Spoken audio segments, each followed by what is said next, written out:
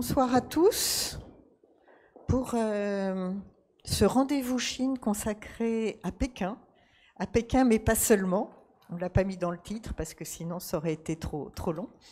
Nous allons voir un sujet qui est particulièrement suivi par Emmanuel Caron, qui est sociologue, qui est en train de terminer un doctorat à l'École des hautes études en sciences sociales sous la direction d'Isabelle Thirault et qui aime se promener à Pékin dans les souterrains. Il va vous dire pourquoi.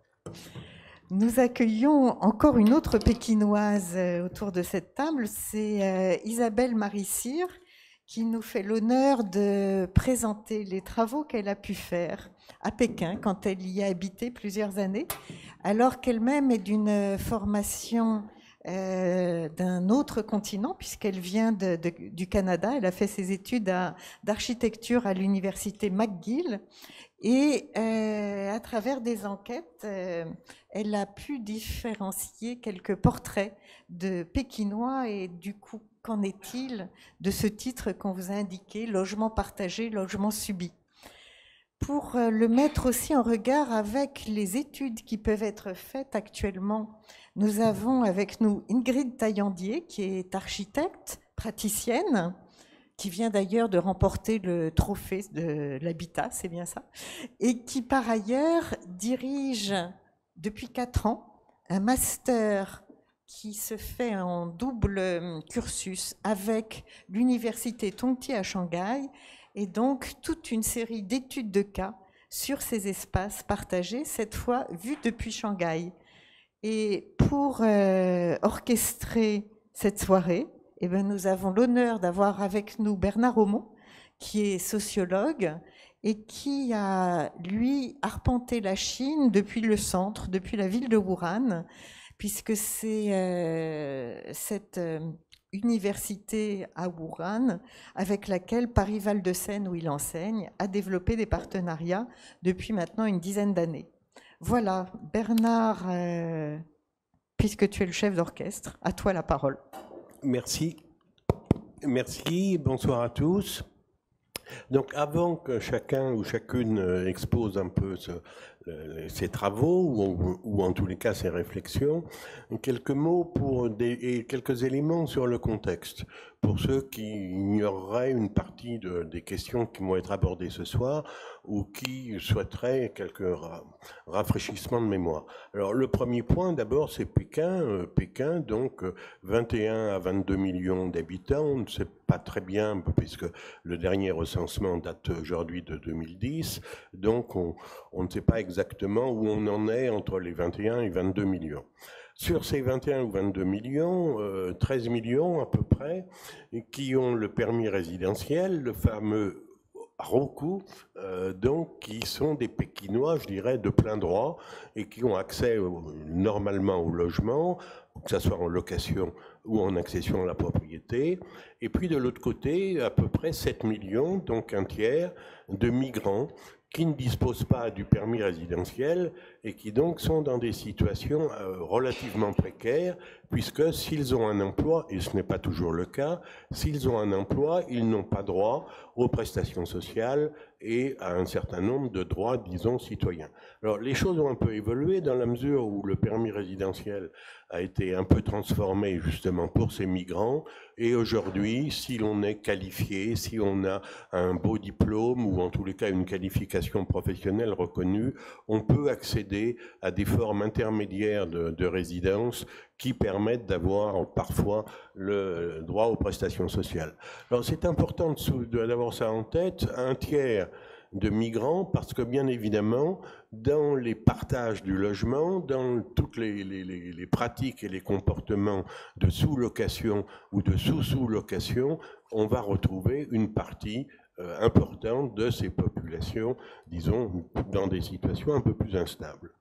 Le deuxième point que je voudrais souligner, c'est qu'en matière de politique du logement, il y a eu de grandes évolutions donc depuis 1949, puisque après la période d'immédiate, je dirais, révolution, il y a eu en effet mainmise de l'État sur l'essentiel, sinon la totalité des logements, et donc on est passé dans une série de secteurs publics.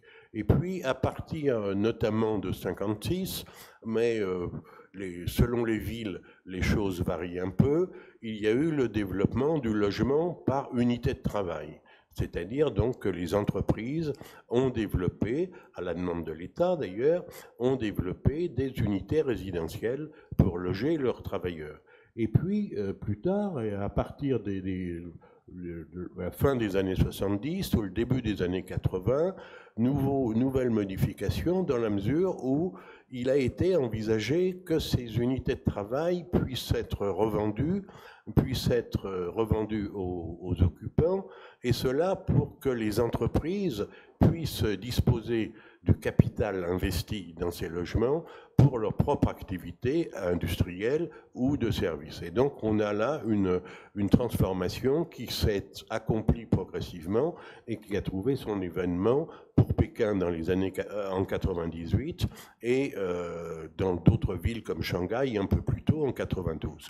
Et puis à partir de 98, alors c'est la loi du marché avec tout ce que cela peut comporter de différenciation, d'inégalité et de différence dans les modalités du logement. Avec le fait qu'à partir de 2008, et je crois que c'est aussi un point important, il est apparu aux autorités chinoises que finalement le marché privé ne pouvait pas prendre en charge la totalité des habitants, et notamment les habitants à faible revenu. D'où une politique dite de logement accessible avec une mise en œuvre de politiques variées, puisque que ce soit en accession ou en location, il y a différentes modalités dites de logement accessible. On aura peut-être l'occasion d'en parler, je ne rentre pas dans les détails.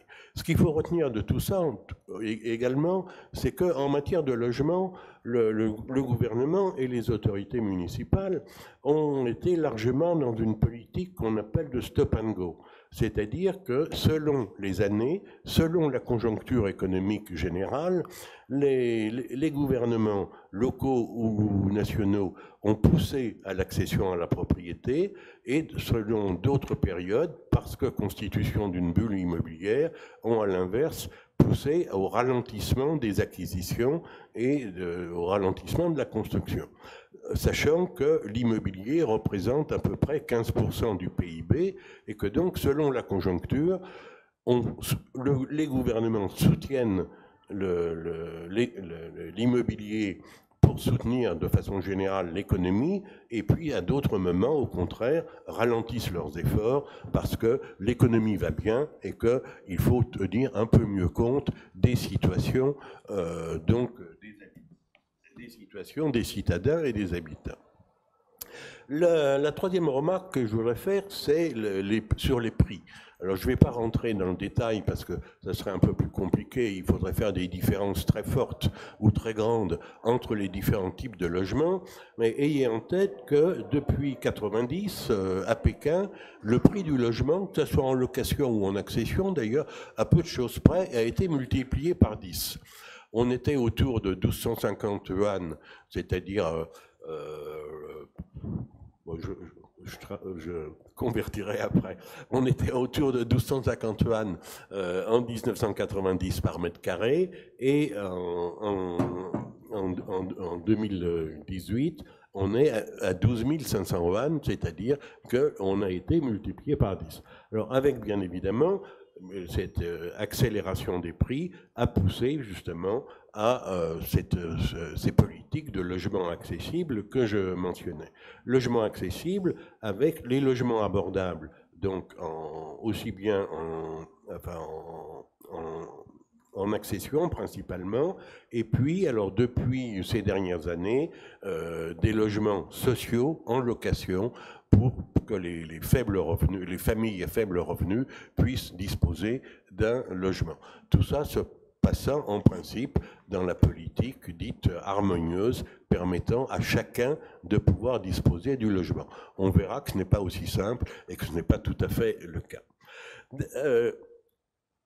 Avant-dernière remarque, et on en vient à la question du jour sur le partage du logement et les partages d'espaces habités, c'est il y a une tradition longue en Chine, aussi bien en milieu rural qu'en milieu urbain, de partage et d'espaces communs et d'espaces partagés et qui, selon les périodes, se sont développés ou à l'inverse se sont plutôt restreints, mais il y a cette tradition en tous les cas qui existe fortement et qui bien évidemment dans les comportements, dans les pratiques soutient ou permet ou même autorise justement ces partages d'espaces résidentiels. Bon, on en a des exemples dans ce qu'on appelle les villages urbains en périphérie des grandes villes, les grandes villes absorbant progressivement leur hinterland, et puis également, on en a un autre exemple à Pékin avec les Hutong, ou du moins en ce qu'il en reste. Et puis dernière remarque enfin sur le partage, c'est que l'économie de partage, comme dit le gouvernement chinois, est une économie qui depuis quelques années est très fortement soutenue par les pouvoirs publics. L'agence de presse officielle, par exemple, envisage que d'ici 2020, il y ait à peu près 50 milliards de yuan, c'est-à-dire grosso modo 6 milliards d'euros, 6 milliards d'euros consacrés à l'économie de partage dont la part du logement serait la part principale, avec un effort très important fait du côté des intermédiaires du logement, c'est-à-dire les agences, les services du logement, puisque en l'occurrence il y a eu donc en 2017 et 2018 là 540 millions de dollars qui ont été versés à ces agences ou à ces services chargés de partage de logements et d'aider la cohabitation contrainte, subie ou voulue par les différentes populations. Alors, cela dit, dans ce chiffre de 540 millions de dollars, il faut compter le fait que en Chine et à Pékin, on ne dispose pas des chiffres précis, mais en Chine, on arrive à une solution en 2018 où près de 20% des logements reviennent à des familles qui disposent ou qui possèdent simultanément 3 logements à la fois. C'est-à-dire qui sont aptes à loger les grands-parents souvent ou les familiers proches, mais qui sont aptes aussi à louer ou à sous-louer une partie de ces logements. Et je crois que ça va être au cœur des discussions qu'on va avoir aujourd'hui, c'est-à-dire de quelle façon, justement, ces partages de logements s'opèrent en fonction de catégories sociales, dont vous le savez d'ailleurs comme tout à chacun, catégories sociales qui deviennent de plus en plus distantes les unes des autres, avec un développement des inégalités économiques, culturelles ou sociales croissantes. Voilà quelques mots d'introduction. Et puis maintenant, donc, je vais laisser la parole à Isabelle, qui la première donc, va nous parler de la cohabitation. Merci Bernard. Ça me fait plaisir d'être avec vous ce soir. Je vais tout d'abord vous présenter un survol du travail que j'ai conduit, travail de recherche, et je vous présenterai quelques portraits dont vous pouvez suivre plus en détail un certain nombre de photos qui ont été réalisées par la photographe hollandaise Tania Ulvel. Donc en fait, je remercie Bernard pour son introduction qui me permet d'aller un peu plus rapidement. Puisqu'en fait, donc tout d'abord, si je pourrais dire une façon certaine de connaître une ville et d'y habiter, et donc de la découvrir ainsi de l'intérieur. Donc il y a quelques années, j'ai été appelée à m'installer à Pékin et j'ai été ravie de pouvoir découvrir la ville.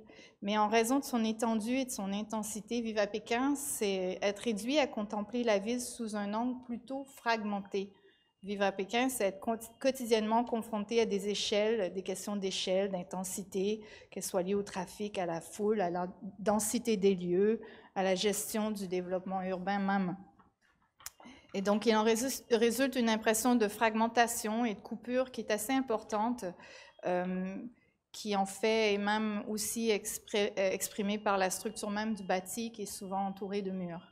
Ainsi, pour mieux découvrir la ville et ses habitants, j'ai choisi alors de poser un regard plus en profondeur sur le logement pékinois et d'aller à la rencontre des habitants de la ville. Et avec quelques-uns de mes étudiants chinois et donc de cette photographe hollandaise, j'ai mené une série de rencontres chez les gens. Donc le projet avait pour but d'étendre notre perception des problématiques et des défis auxquels font face les Pékinois en ce qui a trait au logement. Et il s'agissait de comprendre l'architecture au-delà de son esthétique et de sa technique, mais dans sa forme la plus raisonnable, c'est-à-dire en tant que cadre de vie. Je paraphrase ici l'architecte moldave Bernard Rudowski. Donc, en fait, notre choix était d'abord notre travail était d'abord de répertorier un nombre de typologies, les typologies les plus usuelles du paysage pékinois. Nous n'étions pas intéressés aux cas inhabituels que Emmanuel pourra présenter, mais nous voulions présenter en fait, tâcher de trouver une vue globale de la situation du logement local. Donc, notre choix s'est arrêté sur une quinzaine de formes de logement, bien qu'il en existe possiblement d'autres. Notre réseau de connaissances élargi, notre guanxi, nous a permis d'identifier des personnes habitant ces typologies de logement. Il était important pour nous de trouver des participants qui représentaient un vrai échantillonnage de la vie pékinoise. Des gens aux situations variées, des plus démunis aux plus aisés, des Pékinois de souche et des migrants, des gens d'origine diverses. Les habitations devaient être localisées sur l'ensemble du territoire pékinois. Vous avez probablement vu une carte plus tôt indiquant où ils ont été trouvés. C'était très important pour nous de pouvoir aussi explorer la ville sur cette facette géographique.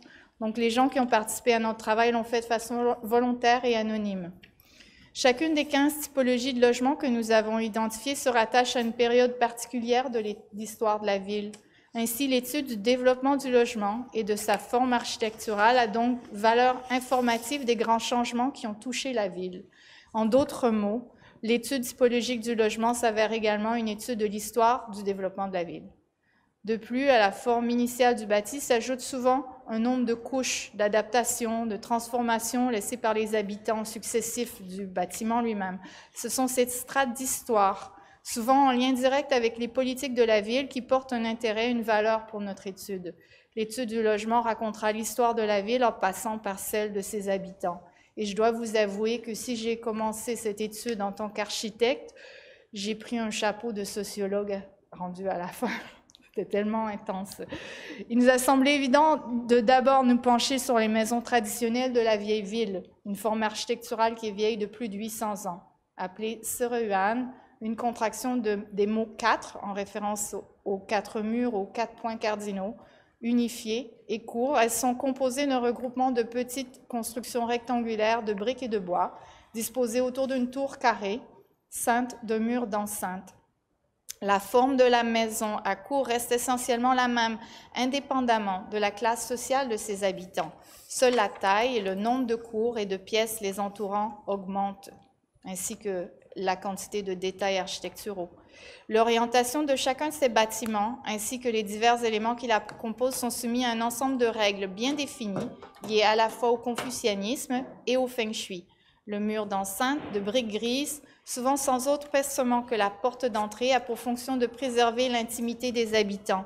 La cour était au centre de la vie de la famille traditionnelle, un îlot de verdure dans la dense grisaille urbaine, un microclimat permettant de profiter du soleil même l'hiver. L'agrégation de ces maisons crée donc un dédale de longues ruelles, les hutongs, qui forment elles-mêmes les anciens quartiers de la ville. Les Sereuan sont à la base de la structure de la vie traditionnelle chinoise et de la ville. Ainsi, le vieux Pékin était à l'origine une mosaïque fractale de cours et de ruelles, avec en son centre la plus grande et la plus élaborée des maisons à cour de la ville, la cité impériale, le palais de l'empereur, et à ses périphéries, un grand système de fortification protégeant la ville de l'extérieur. L'ordre que représentait l'Empire a été bousculé lors de l'abdication de l'empereur en 1912. Les vieux quartiers ont tout d'abord été affectés par cette perte d'ordre social. Mais c'est l'arrivée de Mao au pouvoir en 1949 qui insuffle une vague de transformation radicale à ces habitations. Le Parti communiste a pris en charge ou décide la prise en charge de la fourniture du logement, limite la propriété privée. Les propriétaires cossus sont expropriés, souvent de façon violente, pour y permettre d'y reloger le petit peuple. Par la suite, la révolution culturelle qui s'est étalée de 1966 à 1976, ainsi que le tremblement de terre de 1976, je crois, ont vraiment contribué à la démolition, au saccage et au surpeuplement de nombre de ces habitations traditionnelles, qui sont un inestimable patrimoine d'architecture et d'art. Lors de nos rencontres, fort de constater que la cour de la Sere-Yuan est aujourd'hui généralement phagocytée, souvent entièrement occupée par des appentis et des constructions sommaires. Notre rencontre avec Cheng Xiufeng, qui habite au sud de la porte de Xiamen, nous a permis de constater la densité de son habitation, aujourd'hui partagée avec plus d'une douzaine de familles. Au fil des années, de nombreux appentis ont été ajoutés devant les bâtiments d'origine pour élargir les pièces souvent subdivisées et surpeuplées, au point où il est maintenant difficile, sinon impossible, d'y percevoir les constructions originelles et de réaliser que cette Sere-Yuan possédait en fait 2 cours. Le nom plus apte de Dazayuan, la cour des grands désordres, pose poétiquement cette situation. Le logement de Madame Chen lui est fourni par l'État pour un loyer minime. Elle a elle-même pu y ajouter une douche et des WC privés qui manquent sur l'ensemble des maisons du quartier. Madame Chen se souvient avec émotion des années 80 où elle connaissait tous les voisins et où elle vivait une vie simple, ponctuée par son travail, ses visites au marché et la vie commune dans la cour. Aujourd'hui, non seulement le marché a disparu, démoli et remplacé par les commerces à vocation touristique, mais ses voisins ont quitté, sous-louant leur espace à des migrants qui changent souvent, préférant aller vivre dans des tours modernes en périphérie du vieux centre. Lors de nos visites dans les vieux quartiers, il est difficile d'ignorer ces mutations urbaines. Un peu plus au nord de la vieille ville, dans le quartier de Wuhai, nous avons rencontré M. et Mme Li, qui eux également occupent depuis plus de 40 ans une bicoque fournie par l'État contre quelques yuans mensuels. Leur maison est une Sere-Yuan dans son expression la plus sommaire, soit un 2 pièces sans latrine au fond d'une cour. Malgré l'absence de confort moderne, les Li ne souhaitent pas partir. Ils adorent le quartier et la proximité du lac. Au cours des années, ils ont subi, comme ailleurs, la densification et même la gentrification de leur quartier. Tout d'abord, le surpeuplement des parcelles, et puis par la suite celle des ruelles, qui se sont bordées de petits commerces. Puis avec les réformes de Deng Xiaoping dans les années 80, l'État, permettant à nouveau l'accès à la propriété privée, a fait que le quartier s'est vu transformé profondément. C'est en fait ce retour à l'économie de marché qui accélère la spéculation foncière et la démolition du quartier. L'UNESCO estime en fait que plus de 88% des maisons traditionnelles de Pékin ont disparu au cours des 30 dernières années. Pour les Li, cela signifie depuis des années une vie dans un quartier qui correspond à peu près à un immense chantier de construction. Certaines maisons sont rénovées ou transformées, tandis qu'un grand nombre est remplacé par des structures plus hautes et plus denses. La vie du quartier traditionnel, celle où les gens se retrouvaient le long du lac, est fragmentée, interrompue par des touristes de plus en plus nombreux. La semaine avant notre passage, leurs voisins ainsi que le mur d'enceinte les séparant a été démoli. Les Li s'attendent à être éventuellement relogés, bien qu'ils n'aient jamais été informés de rien jusqu'à maintenant. Bien qu'ils se sentent victimes de cette accélération spéculative, les Li ont pourtant contribué d'une certaine façon, en louant une portion de leur parcelle à un petit entrepreneur. Le Jeune Wang y a ouvert il y a plus de 20 ans une échoppe de nouilles. Les clients sont servis aux tables bancales occupant la ruelle, et l'échoppe de Wang s'est peu à peu élargie pour finalement occuper tout l'espace de la cour des Li. Monsieur Li annonce fièrement le montant du revenu locatif qu'il retire de cet arrangement, qui est pour le moins dire intéressant pour quelqu'un qui habite sur une parcelle fournie par l'État pour presque rien.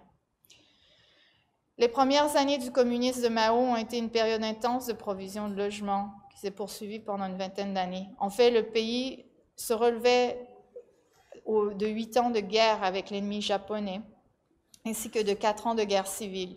L'État concentra ses efforts dans la réhabilitation et la stabilisation de l'économie. De ce fait, la ville de Pékin se transforme et s'industrialise.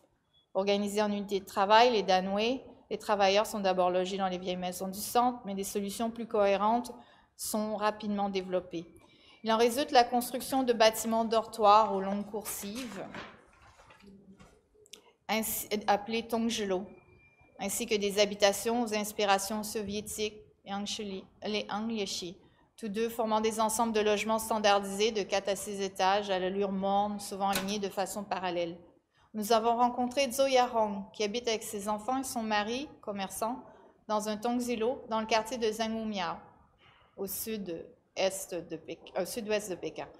Cette famille de 4 sous-loue 2 pièces dans cet immeuble de 4 étages. Celui-ci forme avec 3 autres une immense cour qui sert à la fois de parking pour les riverains, mais également de terrain de jeu pour les enfants. Composé de 2 pièces totalisant 40 mètres carrés, le logement de la famille est simple, sans sanitaire ni cuisine.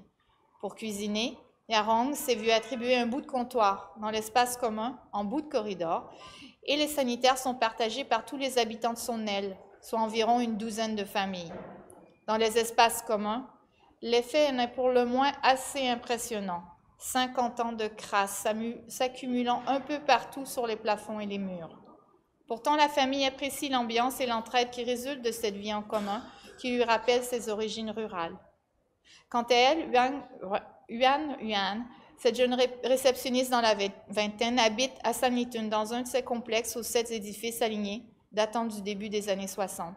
Son propriétaire a hérité de l'appartement de ses propres parents, qui travaillaient pour la même entreprise d'État, soit une 60aine de mètres carrés sans ascenseur. Yuan, qui paie une somme importante pour ce logement, a favorisé la proximité de son travail, y voyant une meilleure qualité de vie. Elle doit toutefois elle-même sous-louer une chambre de son petit appartement si elle veut boucler ses fins de mois, qu'elle arrondit déjà en travaillant un second boulot. Ses voisins sont soit des personnes âgées qui ont acquis leur unité à peu de frais au début des réformes des années 80, soit de jeunes familles en ayant hérité, ou de jeunes professionnels qui ne peuvent se permettre d'acheter du neuf, plus prisé. Yuan apprécie son complexe d'habitation et sa vie sociale, formée principalement par les relations tissées avec les anciens travailleurs du Danwei, qui utilisent les espaces extérieurs pour leurs activités physiques et sociales. Toutefois, de même que les Hutong et les Seruan de la vieille ville, ces complexes d'habitation qui portent en chinois le nom générique de Xiaochu, ces communautés d'habitation sont également menacées par la fièvre spéculative. À la base, il est important de noter que l'État demeure propriétaire du foncier et que les finances publiques s'appuient sur des mécanismes encourageant la spéculation foncière.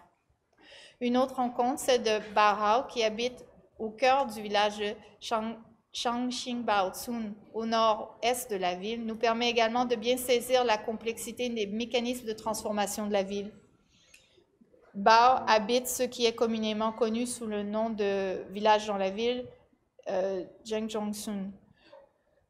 Donc, ce village dans lequel Bao s'est installé est à l'origine un village rural, comme nous l'a expliqué Bernard, qui s'est fait engloutir par le développement urbain. Pour différentes raisons, à un certain moment, je crois en 2001 ou 2002, 2005, les habitants du village ont un jour craint le passage imminent du bulldozer. De façon à obtenir de plus grandes compensations, ils ont cru qu'ils auraient avantage à construire des additions à leur maison. S'ensuit un été frénétique de construction, où un et chacun construit un étage supérieur en utilisant des unités préfabriquées. Les photos satellites sont édifiantes.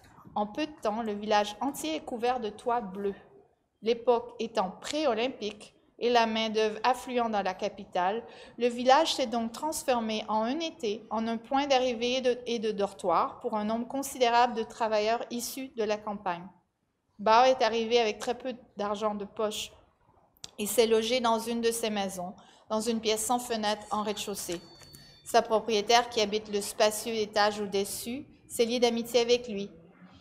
Et malgré le fait qu'aujourd'hui il soit marié, que sa situation de manutentionnaire soit passée à celle d'agent immobilier, il a continué de vivre dans cette même maison. Récemment, la ville a obligé les propriétaires à démolir ces additions pour des raisons sécuritaires. L'histoire de Bao et de son village présente clairement des forces spéculatives qui poussent les populations à modifier leur environnement. De même, l'histoire de la famille de Wang Xunying explicite bien les mécanismes qui sont mis en place pour faciliter le déplacement des familles et les habitants d'un quartier. Les familles sont relogées dans des logements à vocation temporaire avant d'être finalement logées à nouveau dans de nouvelles constructions, dans des unités modernes qu'ils auraient plus ou moins choisies et négociées à petit ou moyen prix, selon l'époque, lors de leur éviction. Le petit jardin de Suning est détruit pour permettre la construction de tours plus hautes, plus rentables, en remplacement du village qu'elle occupait, sur lequel le nouvel appartement aura vue lorsqu'elle pourra l'intégrer. En marge de toutes ces démolitions et constructions vivent les travailleurs, qui sont logés pour la plupart dans des baraques blanches et bleues aux abords des chantiers. Nous avons rencontré Suru Long, qui loge dans une de celles-ci, avec ses copains du village, le temps d'un chantier ou d'une saison. Ces travailleurs partagent les dortoirs surpeuplés dans des conditions extrêmement sommaires. Bien qu'ils soient les mains qui construisent la ville, leur situation précaire, comme l'a expliqué Bernard, leur situation précaire donc et temporaire ne leur permet pas de participer à sa vie. Je m'explique, l'arrivée des migrants à Pékin n'est pas chose nouvelle, toutefois leur nombre n'a cessé d'augmenter. Pour beaucoup, la situation est compliquée, spécialement dû au fait du hukou, qu'ils ne possèdent pas, du permis de résidence qui leur permettrait d'accéder aux services de la ville.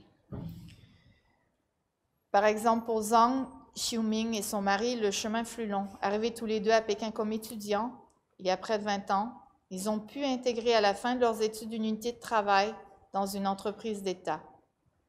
Donc, en tant qu'étudiants, ils ont eu droit à des services, santé et autres, et lorsqu'ils ont pu intégrer l'unité de travail, ils ont pu éventuellement transférer le hukou de Xiuming à Pékin même, ce qui ensuite leur a permis de bénéficier de l'achat de l'appartement qui leur avait été désigné un peu avant la fin des années 80, un peu avant la fin des mesures. C'est tout celui qui passe en ce moment. Voilà.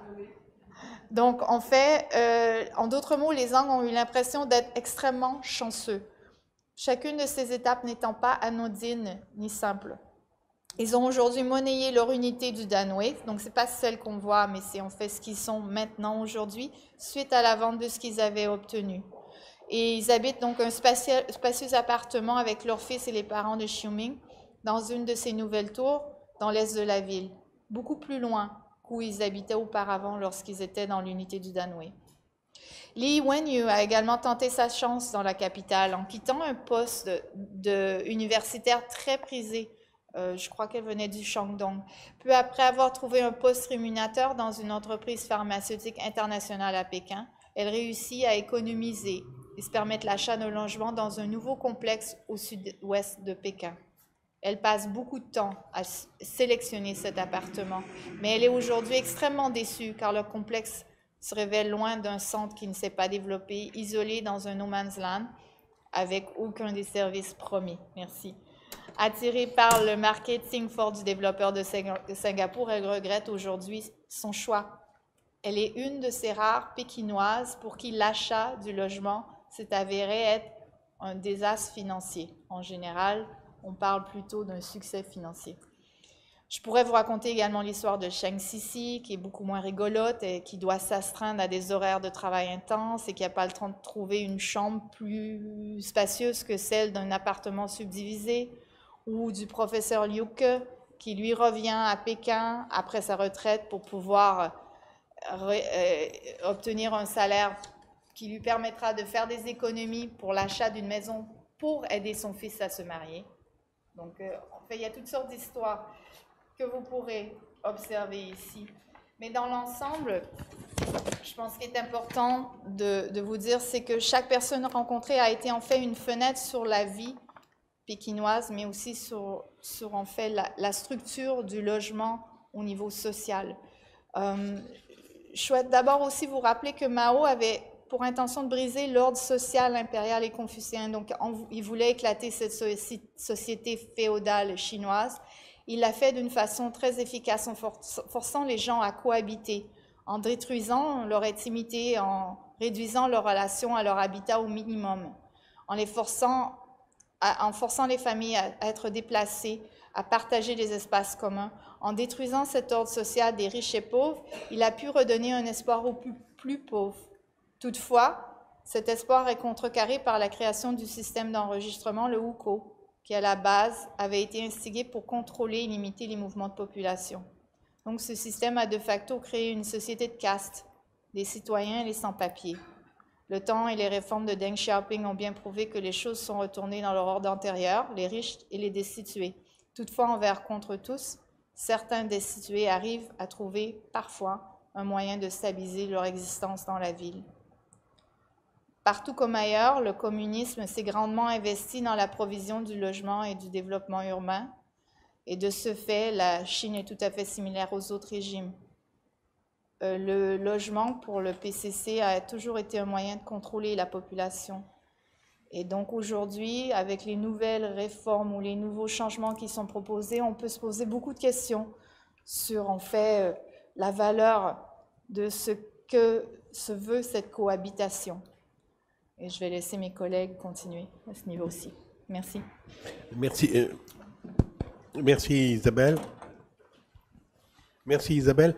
On a décidé de reporter la discussion générale à la fin des 3 présentations, mais de laisser quand même place si l'un ou l'une d'entre vous a une question d'information, une question relativement précise, question courte, réponse courte, sans ouvrir réellement de discussion. Est-ce que donc dans l'assistance, il y a une demande de précision, une demande de... Devant cette unanimité, je passe la parole à Emmanuel. Merci beaucoup. Merci également de m'avoir invité à prendre la parole ici dans ce beau cadre et puis aussi avec des présentations si intéressantes. J'ai vraiment hâte de pouvoir discuter ensuite de ce qui a déjà été dit. Mais merci également d'avoir planté le décor si bien pour ce sujet, à la fois à travers la première présentation, cette présentation de la folle augmentation des prix de l'immobilier qui est le cadre général dans lequel tout ce dont on parle aujourd'hui a lieu, la spéculation immobilière extrêmement importante.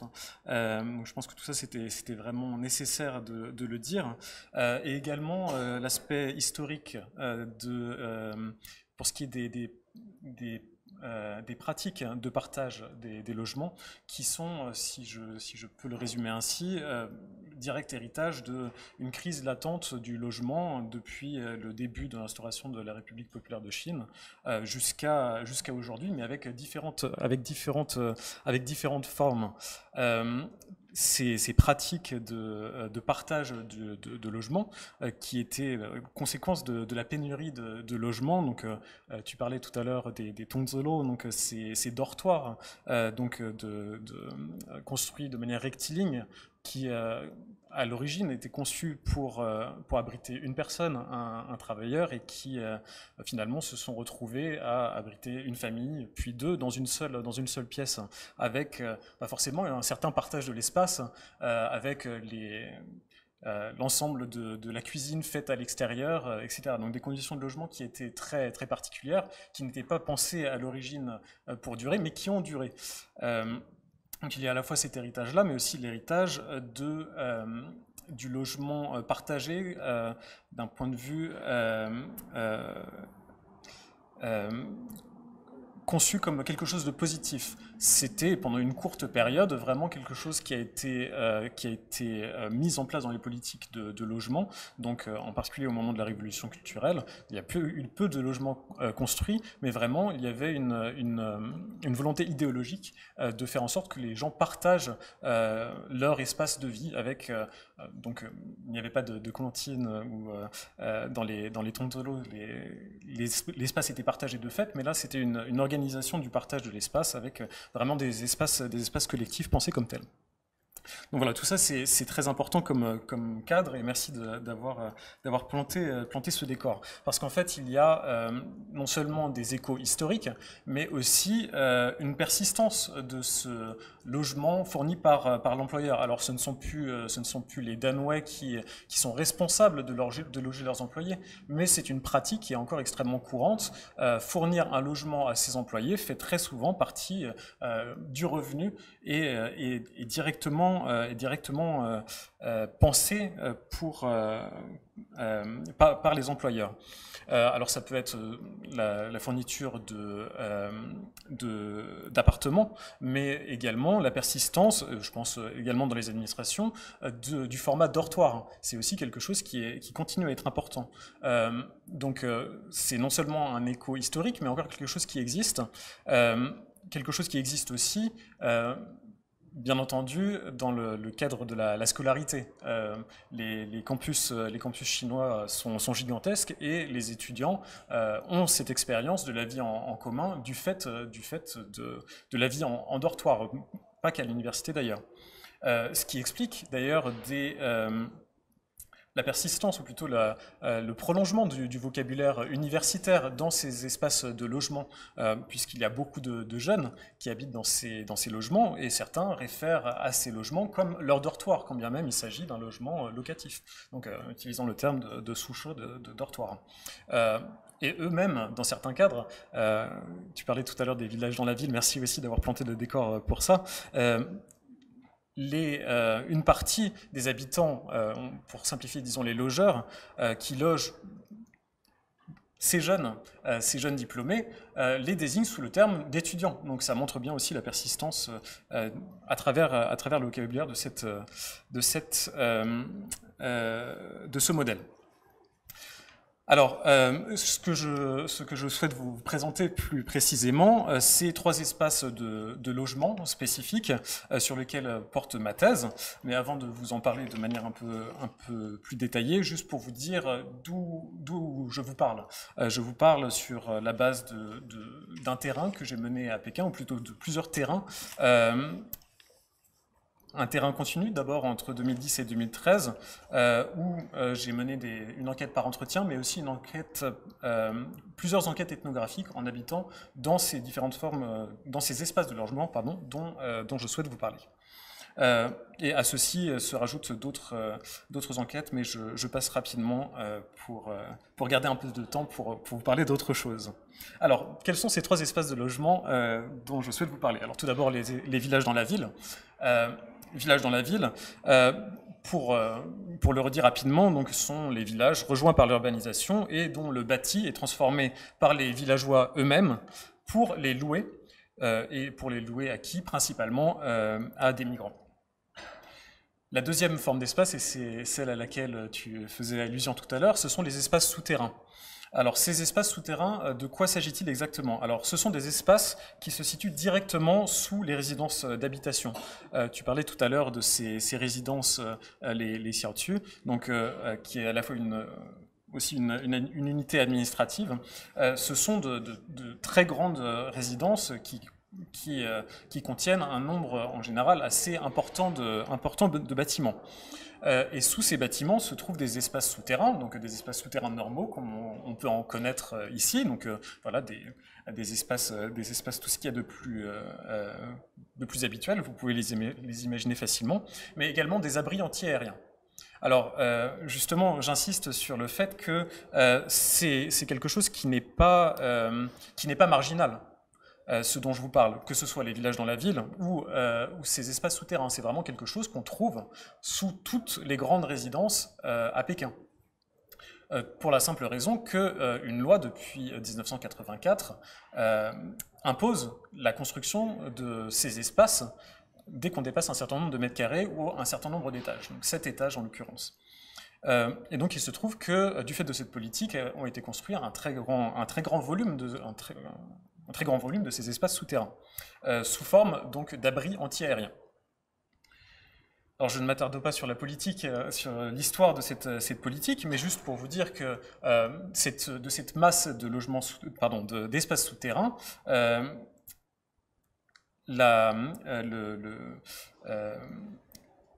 l'administration en charge des abris anti-aériens a décidé de les mettre à profit, d'en tirer un profit vraiment économique, donc ça dès la fin des années 80. Et donc ça a entraîné la conversion de ces espaces, donc qui sont propriété d'État, ces abris anti-aériens, à différents usages. Donc ça peut être des karaokés, ça peut être des restaurants, des supermarchés, mais également des logements. Et donc, ce qui est converti, ce sont à la fois ces espaces souterrains normaux, mais aussi ces abris antiaériens qui sont convertis pour partie en logements. Et j'insiste, ce n'est pas quelque chose de marginal, parce qu'au plus haut, pour ce qui est simplement des logements souterrains, on estime, les estimations varient entre quelques centaines de milliers jusqu'à 1 million de personnes à Pékin habitant en souterrain. Donc c'est tout à fait remarquable. Donc voici les deux espaces principaux, en tout cas les plus spécifiques peut-être. Un mot tout de même sur les villages dans la ville à Pékin, donc village dans la ville, Changzhongcun en chinois. On parle de village dans la ville à Pékin, mais en fait, du fait de la politique de destruction concentrique de ces villages à Pékin, il se trouve que ces villages dans la ville se trouvent être des villages périphériques, des villages périurbains, puisqu'ils ont été détruits jusqu'à la frontière de ce qui est la surface construite de la ville.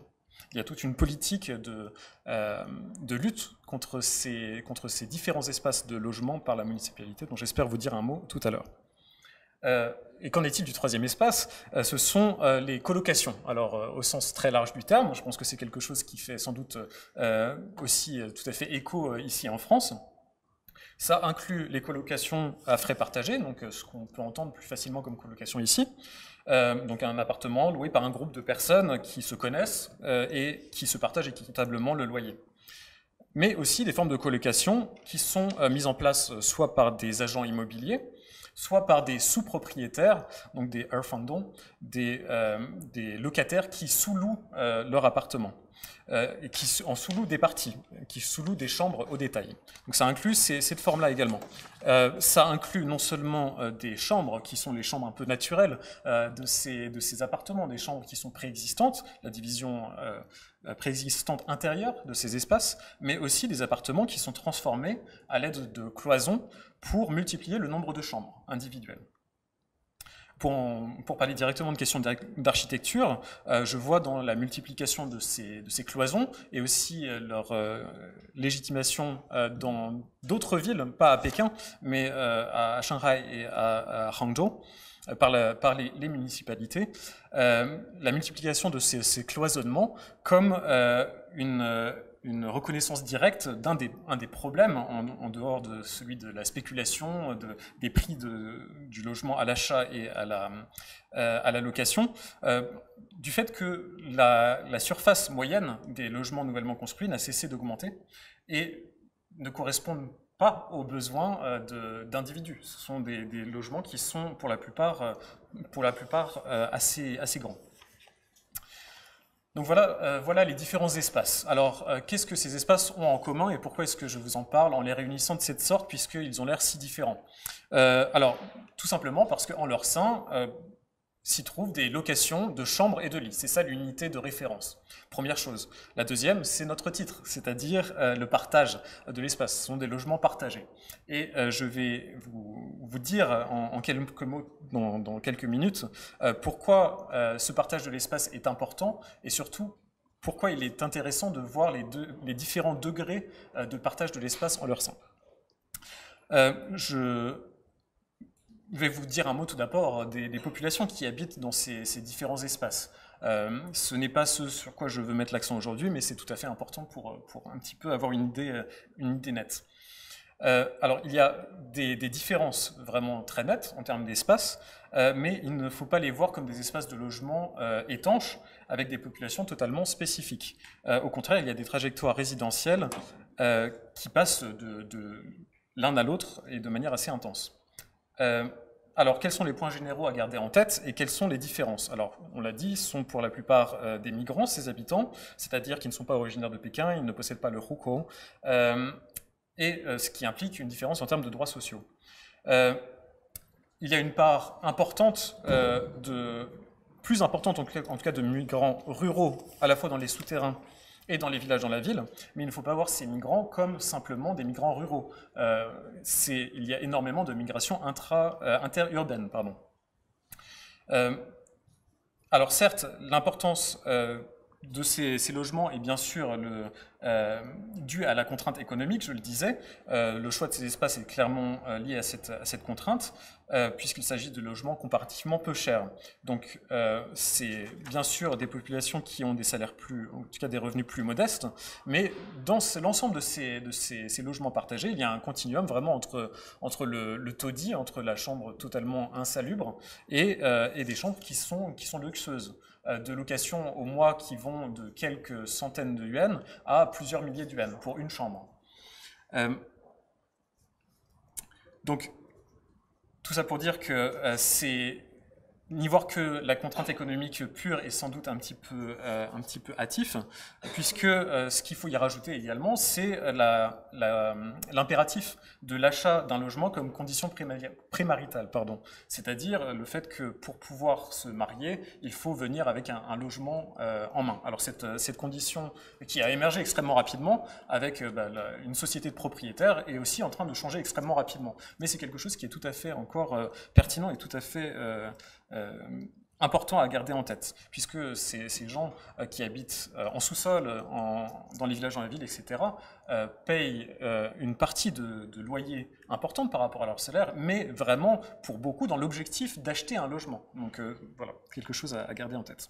Donc des gens au salaire modeste, je disais beaucoup de jeunes qui arrivent sur le marché de l'emploi, beaucoup aussi de jeunes diplômés, mais aussi, bien sûr, des gens qui exercent des métiers qui sont moins bien rémunérés, des métiers manuels ou dans le domaine des services. Alors, des coiffeurs, masseurs, vendeurs de rue, serveurs, cuistots, employés d'entretien et de surveillance, barman, femmes de ménage et assistantes de vie, les AI, etc. Alors, je passe assez rapidement pour en revenir au point le plus important, il me semble, pour comprendre ces espaces, à savoir l'imbrication du partage de l'espace. Je vous ai parlé de ces espaces de logement de manière générale, c'est-à-dire les villages dans la ville, les souterrains, etc., et les colocations. En fait, il y a vraiment une imbrication du partage de l'espace. Déjà, l'imbrication plus gros échelon, la plus grosse échelle, c'est l'espace extérieur, directement adjacent au logement. La manière dont on habite la ville, dont on habite son quartier, la notion d'habiter comprise au sens large. C'est-à-dire les relations de voisinage au sein aussi des résidences, par exemple, dans les parties communes. Où est-ce qu'on gare son tricycle quand on est vendeur de rue? Où est-ce qu'on gare son vélo électrique quand on est un de ces cols blancs qui habitent en sous-sol pour économiser? Et la légitimité de le faire par rapport aux propriétaires des étages au-dessus.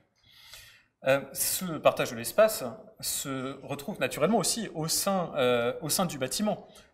Qui a le droit de prendre les ascenseurs? Qui a le droit d'utiliser les espaces internes? Et puisqu'on parle de colocation, également à l'échelle inférieure, c'est-à-dire au sein de l'appartement. C'est-à-dire comment est-ce qu'on organise le partage de la salle de bain? Comment est-ce qu'on organise la queue le soir pour prendre sa douche, etc. Cet échelon n'est pas le dernier échelon, puisque comme je le disais, en fait, il faut voir à travers ces différents espaces de logement la plus petite échelle, et encore ce n'est pas la plus petite échelle, qui est l'allocation de chambres individuelles, d'Antian, en tout cas c'est comme ça que c'est appelé, mais qui se trouve la plupart du temps ne pas être individuelle. La plupart du temps, on habite avec quelqu'un, on habite avec un copain de chambré, avec un shoyo, et on retrouve encore le vocabulaire universitaire. Mais encore une fois, ce n'est pas le dernier échelon, puisque dans certains cas qui sont plus rares, donc qui vont au-delà de la location de lit au sein d'une chambre, donc de chuangwei en chinois, puisque parfois on va jusqu'à partager le lit, un lit de place qu'on partage en deux, ou alors un lit qu'on partage quand on travaille en horaire décalé. Ça, c'est quelque chose dont on trouve des traces dans les annonces immobilières que j'ai étudiées en ligne, qui était un de mes autres terrains dont je n'ai pas parlé. Donc on peut bien sûr tirer, pour certaines de ces échelles, des parallèles avec des modes d'habiter contemporains en France et puis dans énormément de pays, des modes d'habiter aussi historiques en France et dans d'autres pays européens, et je pense en particulier au Liarni et aux hôtels meublés et aux travaux de Claire Lévy-Volant, avec la proximité des chambrés, des réduits et toute la typologie du logement partagé à différentes époques. Alors pour illustrer un petit peu mon propos et pour vous signifier un petit peu l'importance de cette imbrication et pourquoi est-ce qu'il faut s'intéresser au partage de l'espace dans ces différents degrés, je vais essayer de vous montrer pourquoi est-ce que d'un point de vue vraiment très interactionniste, on peut mieux comprendre ces espaces de logement et les habitants en pensant au partage à différents niveaux de partage de l'espace. Alors je vais vous parler du souterrain dans lequel j'ai habité, qui était caractérisé, les premières relations que j'ai eues avec les personnes avec qui j'ai cohabité, donc habitant dans d'autres chambres, j'habitais dans une chambre individuelle et elle aussi pour la plupart, c'est ce que je caractériserais de refus d'interaction. C'est non pas seulement envers moi, ce qui serait compréhensible étant donné que je suis étranger, un statut peut-être particulier dans cet espace, mais aussi entre elles, quelque chose que j'ai vraiment observé. Un refus d'interaction qui passe par le fait de détourner le regard pour éviter le regard de l'autre quand on se croise dans les couloirs. Limiter au plus le temps passé dans les espaces communs, donc salle de bain commune, toilette commune, etc. Et aussi le fait que quand il existe des espaces partagés, c'est rare, il faut le noter, mais quand ils existent dans ce type d'endroit, en général, ils sont délaissés par les habitants. Ils ne sont pas utilisés. Alors, ce refus d'interaction entre les habitants tranche radicalement avec la proximité des relations qui existent à une autre échelle. Là, on parlait de l'échelle à l'intérieur de cette résidence souterraine, mais au sein des chambres mêmes.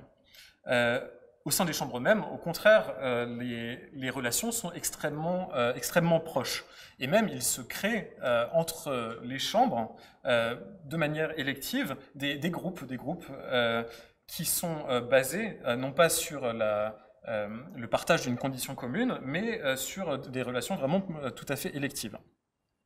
Alors, c'est ce que je souhaite montrer avec ça, c'est que déjà c'est quelque chose qui ne va pas de soi, le fait de pouvoir avoir des relations qui sont jugées positives, là je me base sur mes entretiens pour le dire, quand on est dans des situations de proximité spatiale de manière aussi intense. Partage de lits, etc., pour mémoire. En fait, ce qu'il faut voir, c'est que ces rapports de voisinage sont aussi perçus de manière positive, puisque habiter avec quelqu'un qu'on a choisi permet d'intensifier les relations qu'on a avec cette personne. Souvent, il s'agit de personnes qu'on a connues dans le cadre soit de sa scolarité ou alors au travail.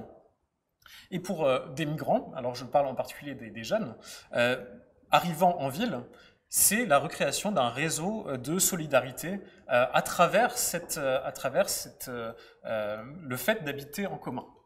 C'est quelque chose qui a été dit et redit dans les entretiens que j'ai pu faire.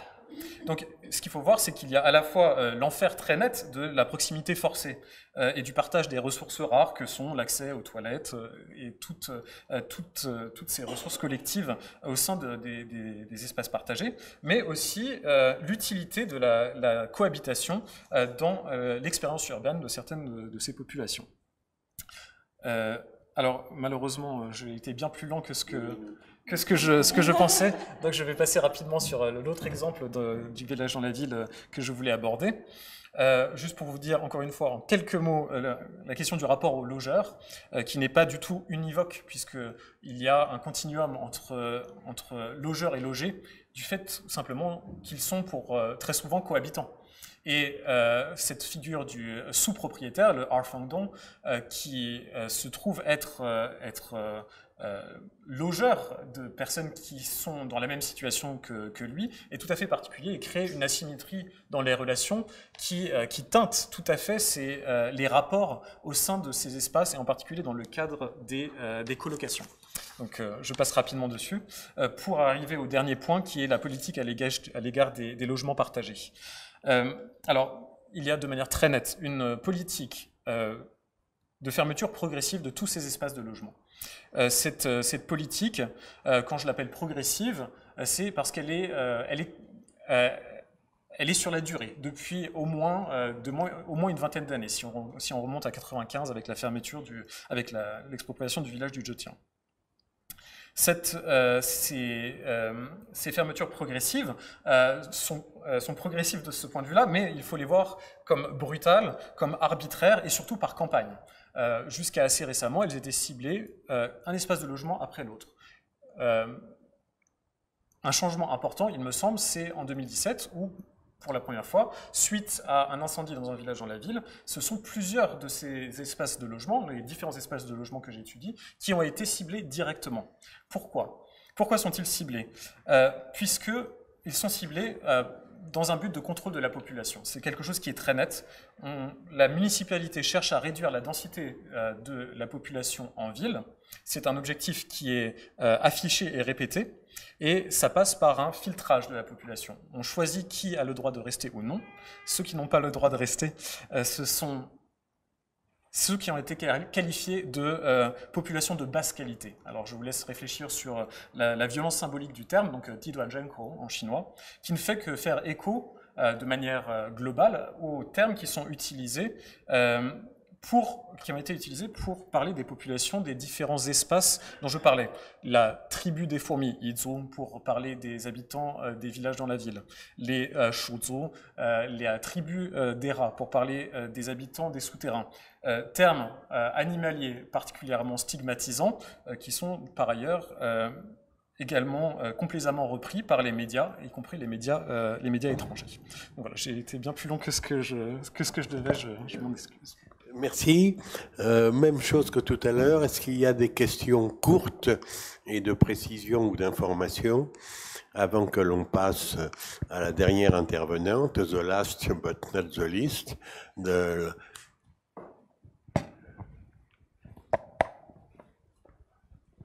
Bonjour. Questions courtes et réponses courtes. Oui, alors vous me direz si c'est trop long, si ça fera l'objet d'un développement ultérieur.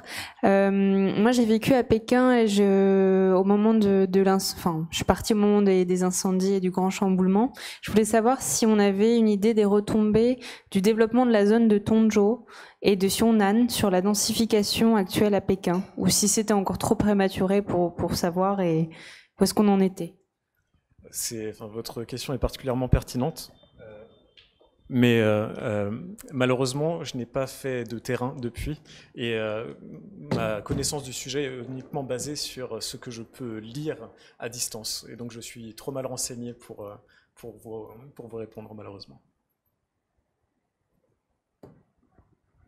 D'autres questions ? Non ? Eh bien, voilà, à vous. Alors, comme vous avez pu le remarquer, on est passé de Pékin à Shanghai sur les images. C'est de ma faute, puisque je connais à peu près Shanghai, très très mal Pékin, et en plus, étant directrice d'un master franco-chinois entre Versailles et Tongji, mes étudiants travaillent sur Shanghai, qui est leur matière première, pour en particulier faire leur master thesis, puisque ils ont au bout de 2 ans et demi 2 diplômes, un diplôme d'architecte. On a la moitié de nos étudiants sont français, l'autre moitié chinois. Ils ont 2 diplômes, un diplôme d'architecte, un diplôme d'urbaniste.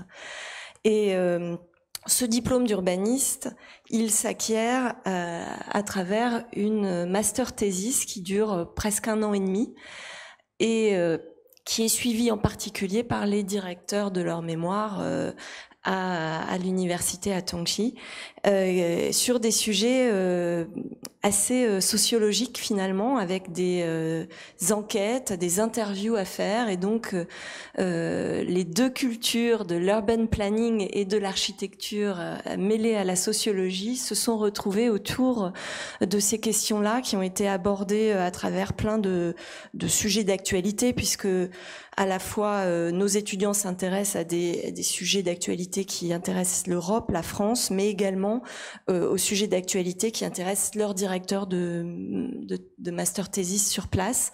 Et c'est souvent des comparaisons fortes entre les 2 pays qui les intéressent, ou des comparaisons entre 2 typologies d'habitat ou de quartiers qui sont symptomatiques. Donc là, je voulais vous présenter 3 mémoires d'étudiants qui ont travaillé sur le logement à Shanghai. Ce qui les intéressait, c'était de comprendre plusieurs choses. D'abord, bien sûr, comprendre de façon plus globale l'augmentation soudaine urbaine de Shanghai, expliquée très brillamment en introduction, et qui parle d'exode rural, qui parle de villes nouvelles, puisqu'on travaille nous aussi au sein du master sur les villes nouvelles en général, de l'Antiquité à nos jours, en Europe, en Asie, en Amérique latine. Et donc, ce qui les intéressait, c'était de travailler sur des quartiers nouveaux et également sur les quartiers anciens, ce que vous décrivez très bien avec les hutongs de Pékin, et qui sont plutôt à Shanghai les quartiers Lilong. Et donc, comparer ces typologies, c'est pas évident parce qu'on est sur des typologies tellement différentes, tellement opposées. Et on les a un peu titillés pour qu'ils essayent de trouver des points communs. Et la première, donc c'était ce que vous avez pu voir auparavant, c'était Marjolaine Liberge, qui a travaillé sur une étude des dynamiques socio-spatiales dans l'espace intermédiaire des résidences clôturées. Donc c'est un terme, donc tout ça était en anglais, je pense que ma traduction française est bien moins dynamique.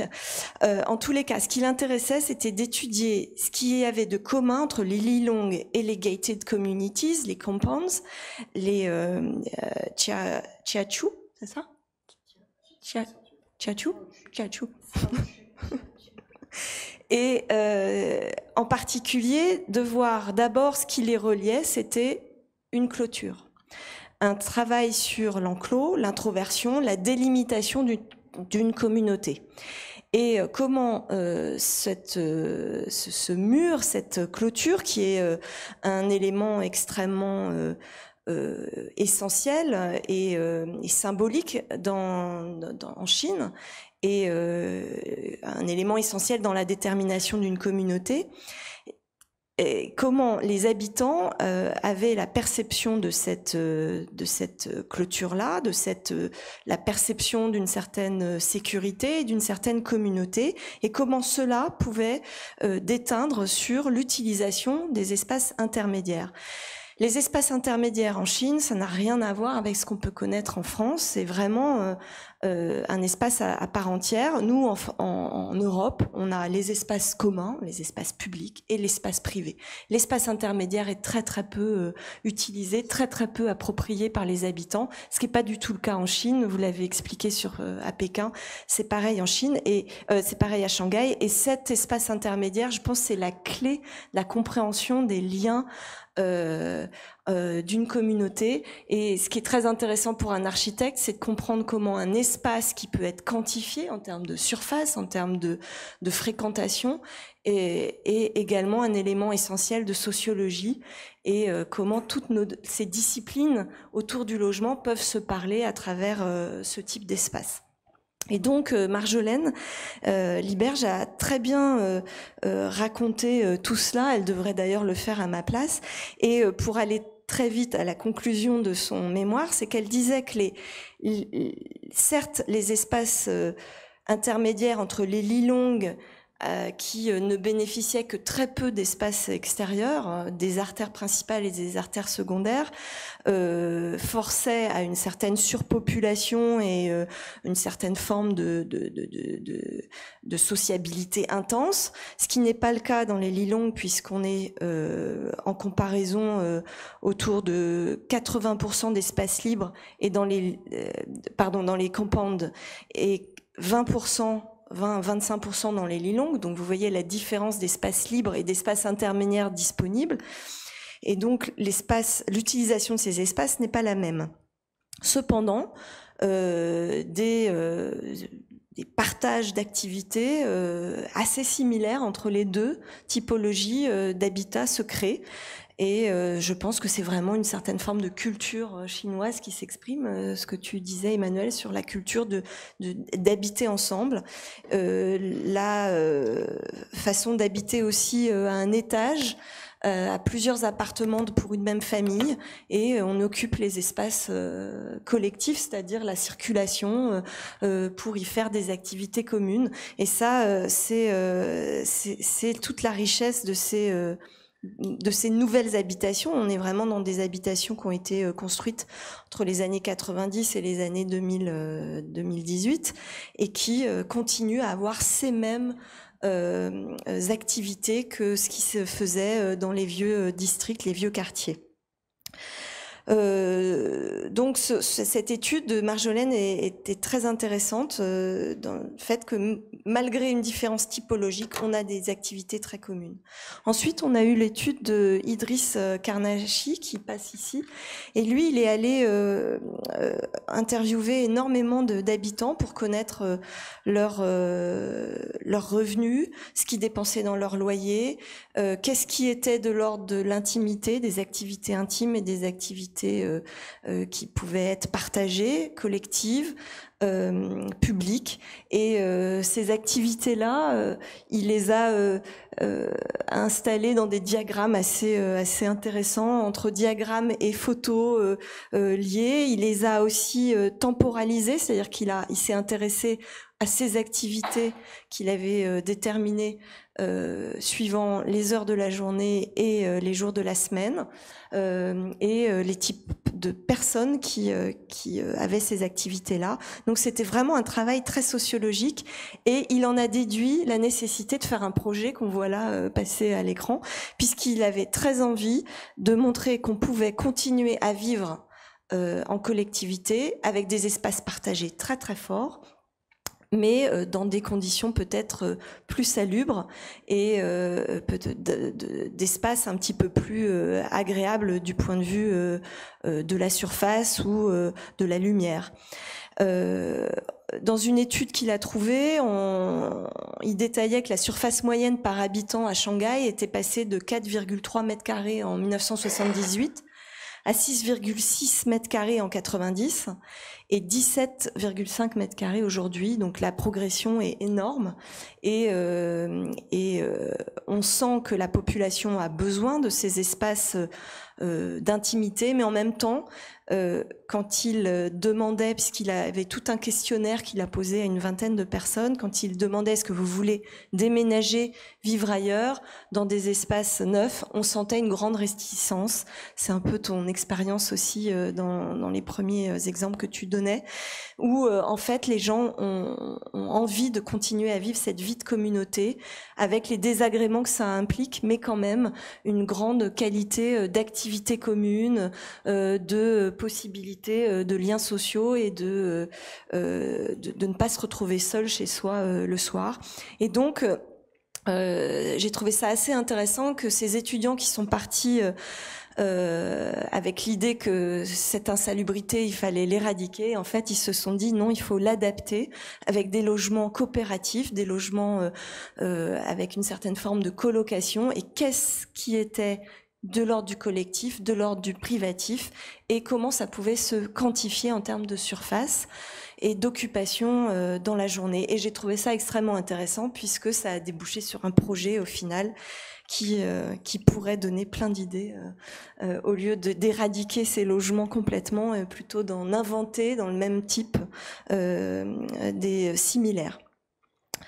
Le dernier mémoire dont je voulais vous parler, c'était le mémoire de Giulia Felici, qui en fait était plutôt, qui a tiré très vite vers un diplôme. Elle s'est intéressée à ce qu'on appelle le copier-coller. Est-ce que vous connaissez certaines villes nouvelles à Shanghai, et comment on a complètement copié-collé des quartiers entiers européens, typiquement anglais, type parisien, et dans des quartiers. Et donc elle s'est dit, je vais faire pareil, je vais m'intéresser aux aux espaces chinois et je vais les importer en France.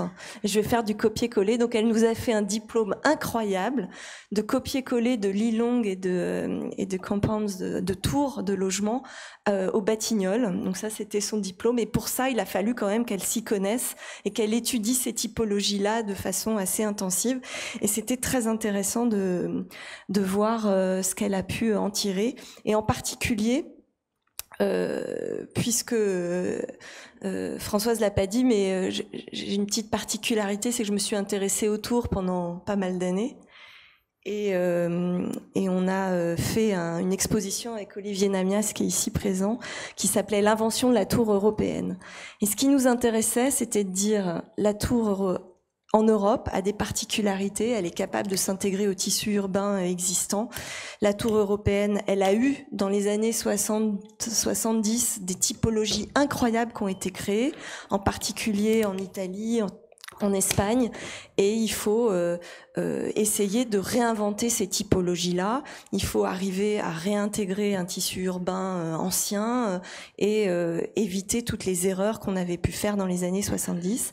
Et donc, la première fois où je suis arrivée à Shanghai, et je pense que Julia qui a fait ce mémoire s'est aussi intéressée à la chose, je me suis retrouvée face à des tours extrêmement fines, entre 10 et autour de 10 mètres de largeur, d'épaisseur, 10-12, incroyable, totalement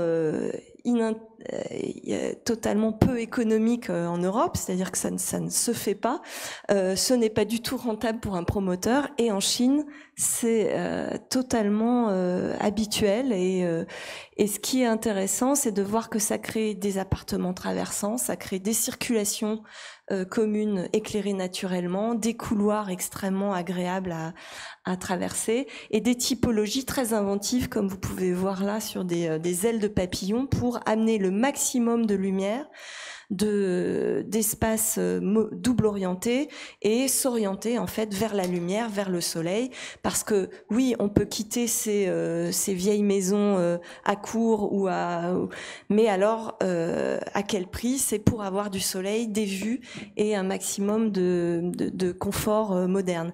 Et donc cette nécessité-là, en particulier pour les logements en accession, a donné lieu à des typologies incroyables qu'on voit pas du tout en Europe, et finalement on se retrouve à trouver un intérêt à ces typologies-là. Cependant, la répétitivité de ces bars, de ces tours, de façon monotone, pour plein de raisons, vous pouvez vous en douter, des raisons économiques. On répète un modèle, on répète de la préfabrication, on répète des systèmes constructifs, on va vite. Il y a une vraie question de délai et de fabrication rapide et de construction rapide en jeu.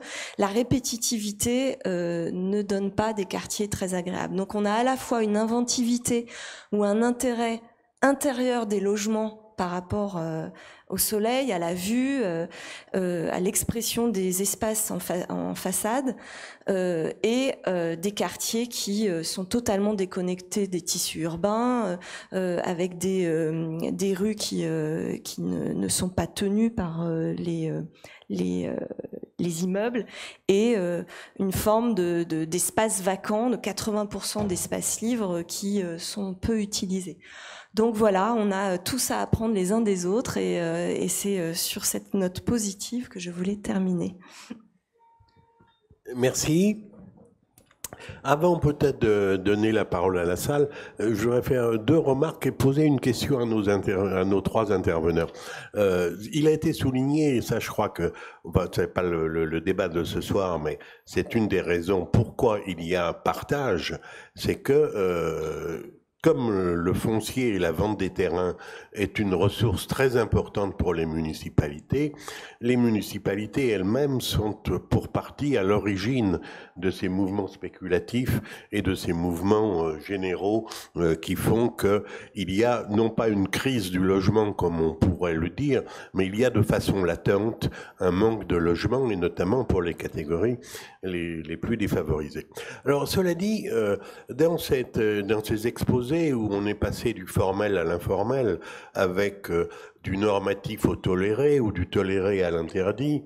On est dans des situations, des gradations assez variées et assez différentes, que ce soit du normatif réglementaire d'ailleurs, ou du normatif coutumier, puisque les trois, ou à peu de choses près, vous avez mis l'accent sur le fait que ce partage de l'espace, outre son histoire et sa tradition, serait souhaité, sinon souhaitable.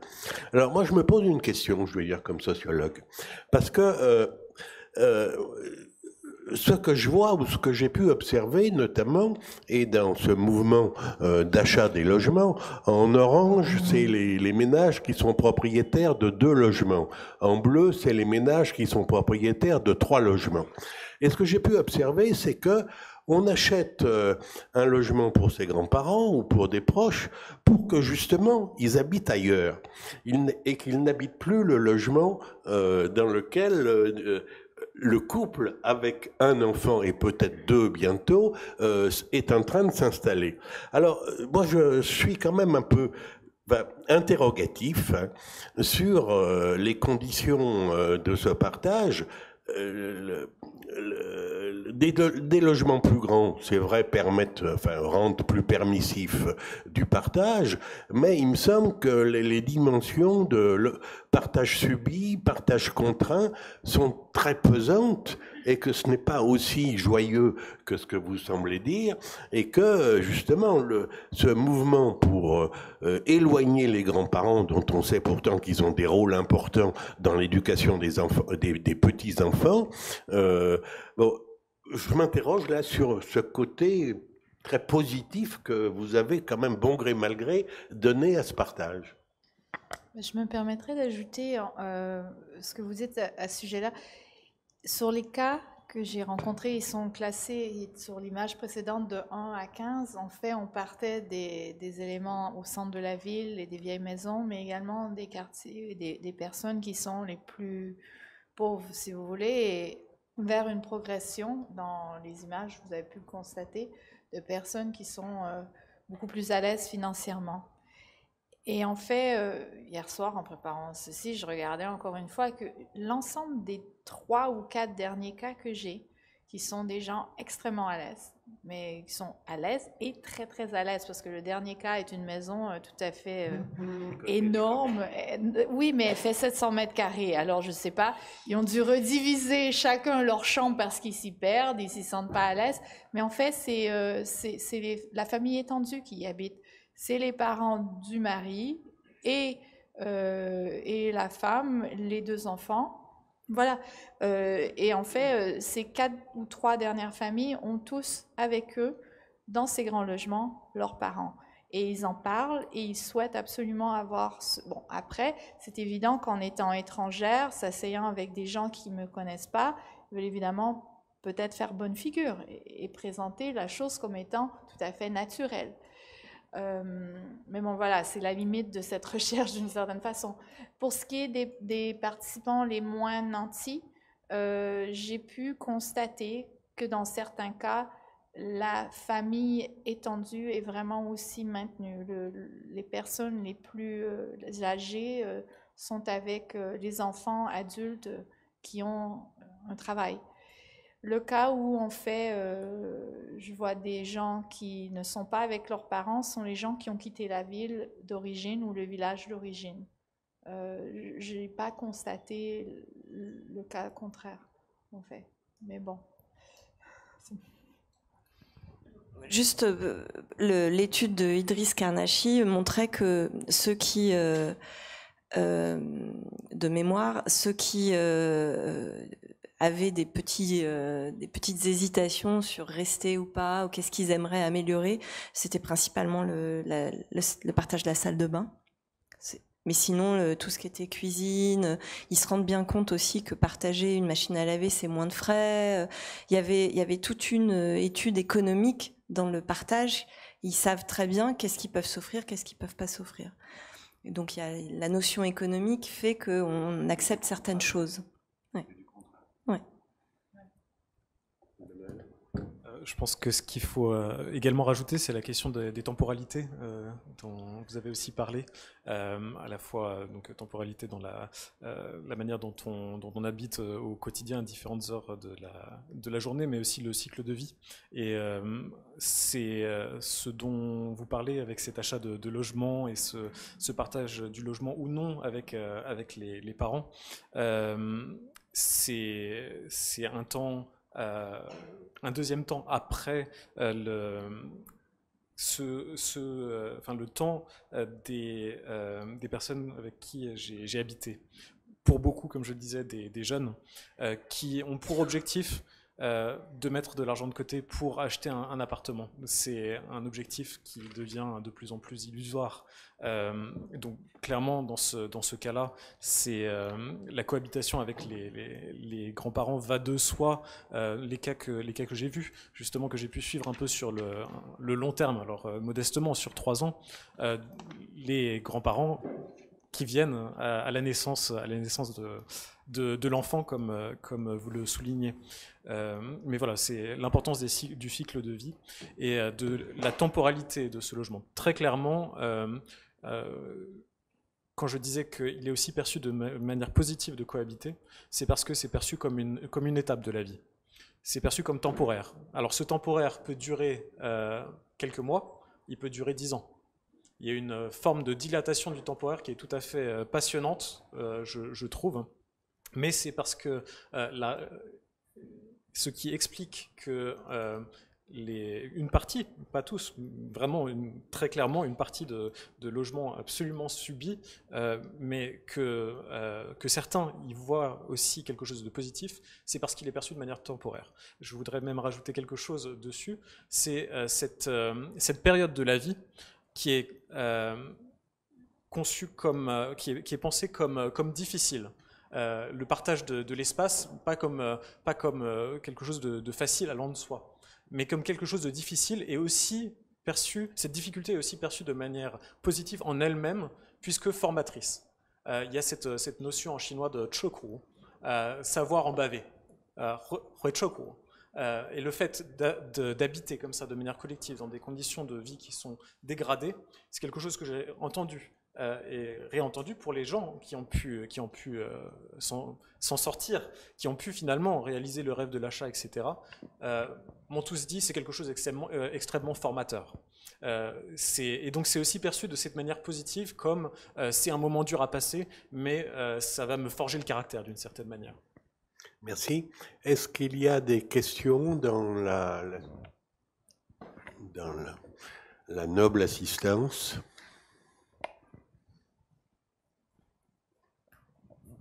Peut-être par rapport à la première intervention, par rapport à vos images et en rapport avec vos propos, c'est ce qui m'a frappé, c'est on voit vous avez parlé de progression de l'habitation. Hein, il y a aussi, vous nous présentez aussi des intérieurs et aussi vous nous montrez, ça nous permet de voir le changement de l'aménagement, de l'ameublement. On voit comment c'est totalement différent. C'est plus, on vient que c'est modeste, mais ça reste, c'est moderne. Et puis après, on s'aperçoit à un moment donné, c'est plutôt bourgeois et cossu.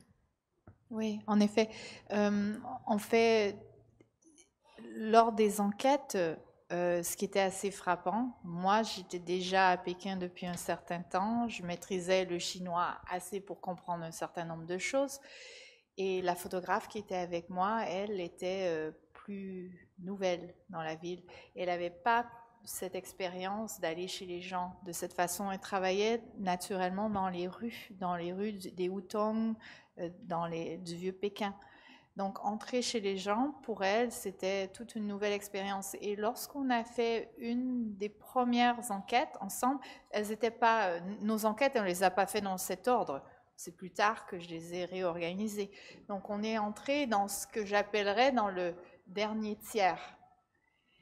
Et à notre passage, en fait, moi, je comprenais très bien que cette dame, qui était une femme qui était à la base illettrée, qui s'était elle-même formée en apprenant seule à lire et ensuite en apprenant à comprendre les questions d'économie.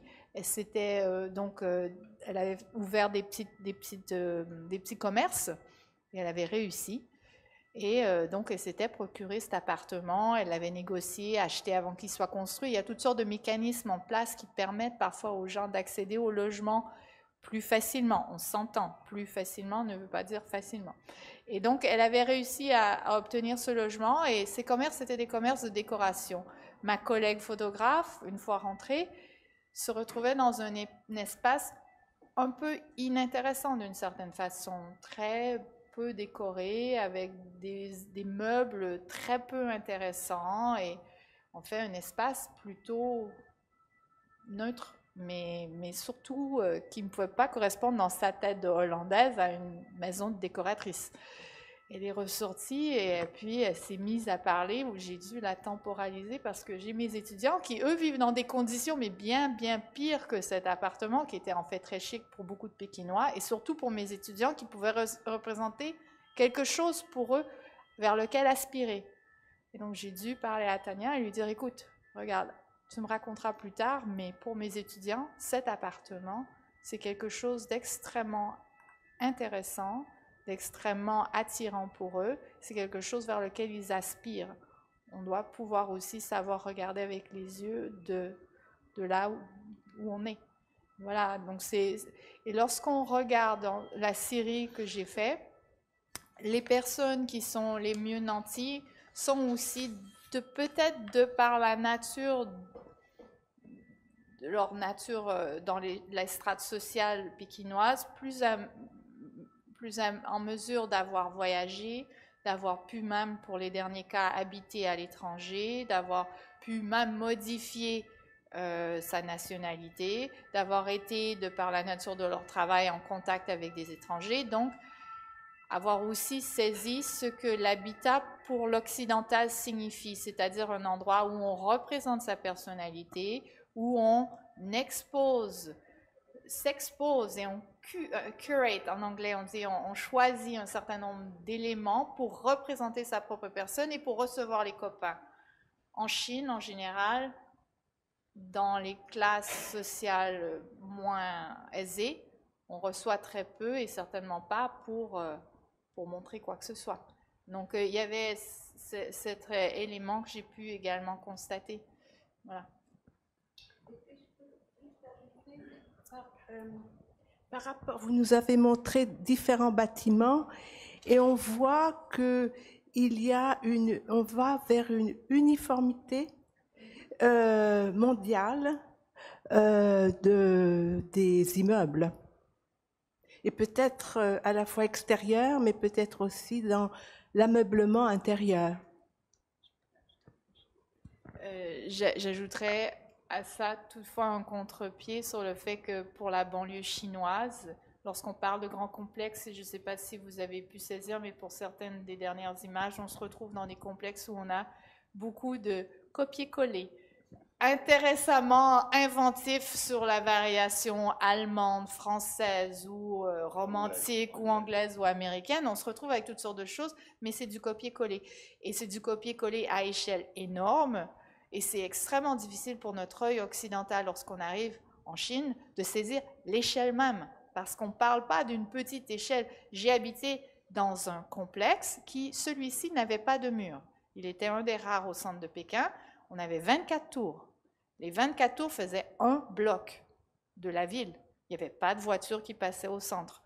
Donc, c'est des échelles comme ça qui sont vraiment difficiles à saisir. Ces quartiers de périphérie qui se veulent des recréations d'habitations individuelles à l'image américaine ou anglaise ou quoi que ce soit, elles sont extrêmement grandes. On peut retrouver des centaines et des centaines d'habitations collées plus ou moins près, avec des espaces extérieurs plus ou moins larges, sous différents styles. Ils sont tous vendus de la même façon, à des prix exorbitants, et on se retrouve avec des tonnes de personnes qui roulent dans les rues de Pékin avec la voiture. C'est le rêve américain transposé. Donc, si ça vous intéresse, c'est un des articles que vous avez mis en ligne sur lequel j'écris là-dessus aussi.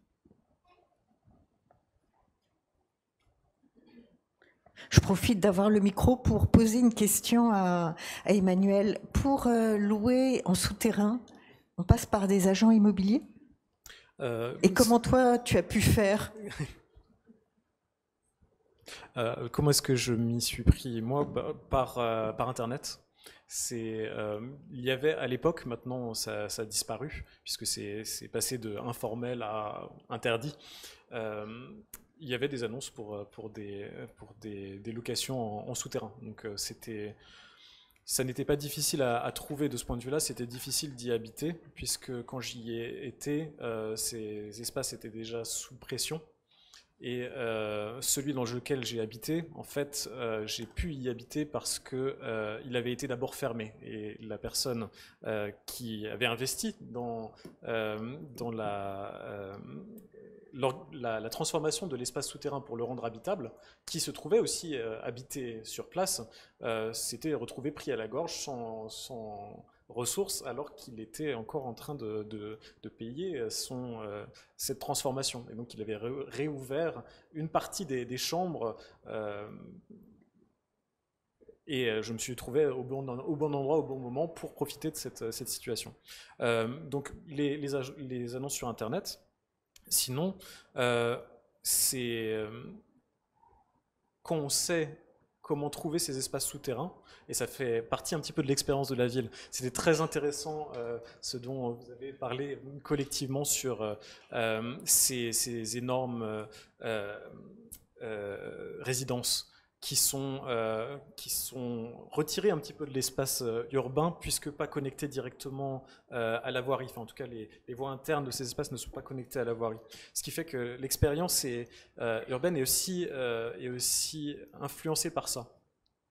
Mais quand on sait où trouver les espaces souterrains, et donc là c'est un petit peu, je n'ai pas les images sous la main pour vous le montrer, mais c'est par l'exploration urbaine, on sait où se trouvent ces espaces. Et on descend quand on voit une descente qui prête les signes qu'il y a ces logements souterrains. Alors, un signe très, très net, si vous êtes intéressé pour habiter en souterrain à Pékin, c'est les deux liens, les sentences parallèles, donc de part et d'autre des portes, donc une des décorations traditionnelles en Chine. Si vous voyez ça autour d'une descente qui mène vers les souterrains, vous avez de bonnes chances d'y trouver un logement. Si vous voyez aussi du linge étendu juste à côté d'une porte comme ça, c'est aussi un excellent signe. Ou si dans votre parking, puisque ce qui caractérise ces espaces souterrains aussi, c'est la mixité des usages. Ce n'est pas juste purement logement et purement autre chose. Vous allez avoir un énorme parking dans lequel sont garées dans une résidence de luxe des voitures luxueuses, et vous passez une porte et vous voyez des vêtements qui sèchent. Et après, vous arrivez à des chambres, soit des chambres des employés de l'entreprise d'entretien, donc le houiller, soit des chambres qui sont allouées. Donc c'est vraiment par l'exploration qu'on peut prendre l'habitude de ces espaces. J'ai une autre question à poser à nos intervenantes et intervenants. En introduction, j'ai mentionné que le gouvernement chinois entendait consacrer à peu près 6 milliards d'euros à ce qu'ils appellent l'économie partagée, donc en fait principalement au partage de logements. Et donc envisageait gaillardement que d'ici 2020, on devrait dépasser les 6 ou 7 millions de logements partagés. Alors, est-ce que c'est une manière de répondre à la difficulté de pouvoir loger tout le monde dans des prix accessibles aux revenus des différentes catégories sociales? Est-ce que c'est une sorte de retour détourné à des espaces communautaires, à ce que nous, ici, on parle de commun, et donc à une sorte de retour à une forme de communisme, alors inscrit dans le néo-capitalisme chinois, ou est-ce que c'est encore autre chose? J'aimerais avoir votre interprétation, justement, sur pourquoi et comment, au-delà du RMB, parce qu'il faut préparer les Jeux Olympiques d'hiver de 2020 aussi, mais pourquoi, au-delà du RMB, il y a cet effort quand même très important, 6 milliards d'euros, c'est pas, même à l'échelle de la Chine, c'est quelque chose. Pourquoi cet effort, tout d'un coup, pour multiplier les possibilités et les occasions de partage de logements, c'est-à-dire en fait de sous-location? Bon, si vous voulez que je me lance, à mon avis, c'est C'est une impression, c'est un sentiment, c'est pas appuyé vraiment sur une plus grande recherche, hein. Mais il me semble que le logement est, depuis un certain temps, un sujet de tension en Chine, tellement au point que en parler sur les réseaux sociaux, dans les médias, spécialement en suivant les événements de l'hiver 2017 ou de novembre-décembre 2017, lorsqu'il y a eu les feux et les démolitions, font que l'État ne peut pas se permettre de laisser une immense frange de la population se débrouiller. Il doit pouvoir porter un projet d'habitation sur des formes nouvelles, puisqu'en fait maintenant on a déjà eu les formes plus traditionnelles de logement, et qui doit en fait pouvoir créer de nouveaux mécanismes pour permettre en fait d'appuyer un peu plus franchement une frange qui est peut-être dans une situation plus précaire.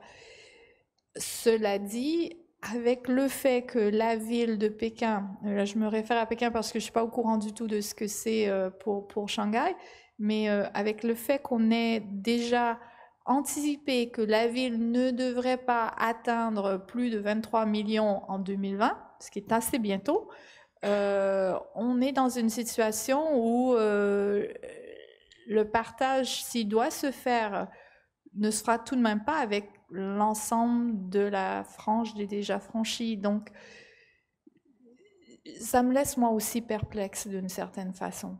Mais je pense qu'il y a une volonté pour, en fait, peut-être apaiser d'une certaine façon une frange de la population qui pourrait créer ou se soulever légèrement. Moi, ce que j'ai remarqué, c'est que nos étudiantes chinoises qui sont obligées de faire un diplôme d'architecture sont guidées souvent par des instances supérieures. Et en fait, on a depuis 2 ans, 3 ans, beaucoup de projets sur du logement pour migrants, du logement semi-collectif, enfin collectif avec semi-partagé. Et donc, c'est sûr que c'est dans les tuyaux, c'est quelque chose de très important, et c'est loger les populations à plus faible revenu et loger les migrants et stabiliser une certaine qualité, un certain confort du logement par rapport à l'insalubrité de certains quartiers. Alors, ma lecture est peut-être un petit peu différente. Parce que, en fait, ces logements partagés existent déjà et en masse au point même, ils ne sont pas quantifiés. Plus de 8 millions. Alors, ce sont ceux qui sont comptés comme tels, mais justement, dans tous ces logements informels, je ne sais pas quelle est la part du logement partagé en termes de location par rapport au marché locatif en général. Est-ce qu'il est majoritaire? Ça ne m'étonnerait pas du tout. Pour moi, cette politique est en fait juste prendre en compte un état de fait. Et il s'agissait de rendre légal quelque chose qui était informel, le partage de l'espace, de l'encadrer d'un point de vue réglementaire. Et cet encadrement a été différent suivant les villes et alors c'est quelque chose que, encore une fois, je ne connais qu'avec distance, donc mes sources sont limitées là-dessus, mais l'application de cette politique d'autorisation du partage de l'espace à Shanghai et à Hangzhou a passé par la légitimation du partitionnement des appartements et des pièces, des grandes pièces. À Pékin, à ma connaissance, c'est quelque chose qui est encore interdit. Je ne sais pas s'il faut voir là le statut spécifique de Pékin comme capitale, je ne sais pas. Après, en quoi consistent vraiment ces logements partagés dont ces articles de presse parlent? J'avoue que je ne sais pas. Puisque c'est censé se reposer aussi sur les agents immobiliers qui n'ont pas attendu cette politique pour construire des logements partagés, faire ces partitions. C'est quelque chose qui remonte au milieu des années 2000 à peu près. Donc pour moi, c'est juste la prise en compte d'un état de fait.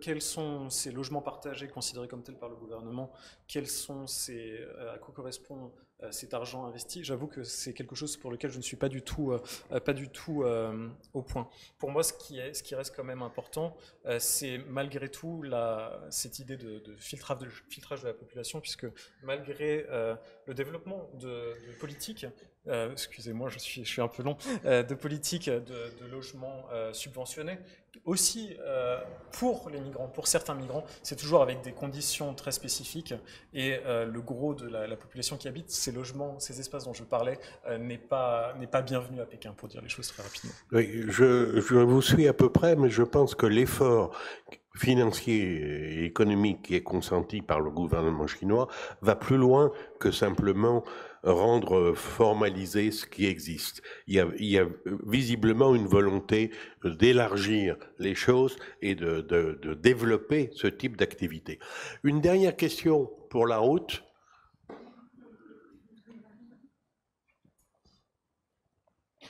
J'aurais d'abord une question qui peut paraître anecdotique. Qu'est-ce que vous pensez de l'engouement des Chinois actuellement pour Ikea ? Donc ça, c'est ma première question. Et qu'est-ce que ça reflète des changements dans les appartements et la manière de vivre dans les appartements pékinois? Et une deuxième question, peut-être à la première intervenante. Vous aviez dit que vous aviez classé vos interviews du centre vers la périphérie et donc des moins nantis vers les plus nantis. Mais moi, en vivant à Pékin, j'ai constaté beaucoup de gentrification et notamment des étrangers dans les quartiers des Hutong et des réhabilitations assez emblématiques aussi dans des hôtels du centre. Donc, quel est votre regard là-dessus? Est-ce que vous pensez que c'est aussi anecdotique ou que c'est un vrai mouvement de fond qui va... Pardon? J'ai pas compris. Je m'intéressais à la question de la gentrification dans le centre, dans l'intérieur du deuxième périphérique. Est-ce que, notamment l'arrivée d'étrangers et quelques réhabilitations emblématiques et transformations en hôtels de beaux Hutong, est-ce que c'est un mouvement de fond, quelque chose qui va prendre une mesure plus importante dans les années à venir, ou c'est quelque chose d'assez isolé? Non, je ne crois pas que ces mesures soient isolées. Je pense qu'en fait, il ne s'agit pas de mesures, mais il s'agit toujours d'actions spéculatives précises. Mais même, on en retrouve de plus en plus. De toute façon, il y a une volonté réelle de l'État de vider les Hutong d'une certaine façon. Quand on les regarde comme ils sont, lorsque je travaillais avec mes étudiants, je leur parlais d'un endroit de vie, un endroit d'espace partagé. Mes étudiants chinois réagissaient en me disant mais c'est un endroit où il y a le feu, où les criminels se retrouvent. Donc la perception chinoise, elle est très à l'opposé de notre romantisme qu'on peut avoir. De plus, les questions sanitaires sont quand même importantes. En ayant partagé, distribué, redistribué ces espaces à court, on s'est retrouvé à avoir en fait personne qui prend charge de l'entretien. Et souvent, on a aussi donc une absence de WC, de latrine, de douche, ce qui fait qu'ils sont assez insalubres. Et donc voilà, les réhabiliter pour remettre qui, comment. Donc en fait, c'est souvent beaucoup plus simple de les transformer en villas de luxe et ou d'en faire des hôtels ou des destinations touristiques en soi. C'est ce qu'on a fait au sud de Xiamen. Le résultat n'est pas toujours bon parce que souvent on a tendance à repasticher, démolir beaucoup plus et refaire semblant que c'était comme ça. Donc voilà, c'est beaucoup. En fait, moi je trouve que c'est d'une certaine façon un peu choquant pour une architecte intéressée à l'histoire. Mais voilà, c'est ce qui se passe aujourd'hui. Je vais me permettre de répondre sur Ikea parce que c'est super intéressant. On y va prendre des siestes. Et on va aussi le soir manger au resto Ikea. Et on ne parle pas d'un petit Ikea, mais il faut y passer la journée pour en sortir. C'est un truc immense. Mais bon, c'est une entreprise en soi lorsqu'on y va. C'est une sortie. C'est rencontrer la Chine d'une autre façon aussi. Ça vaut la peine de faire le tour.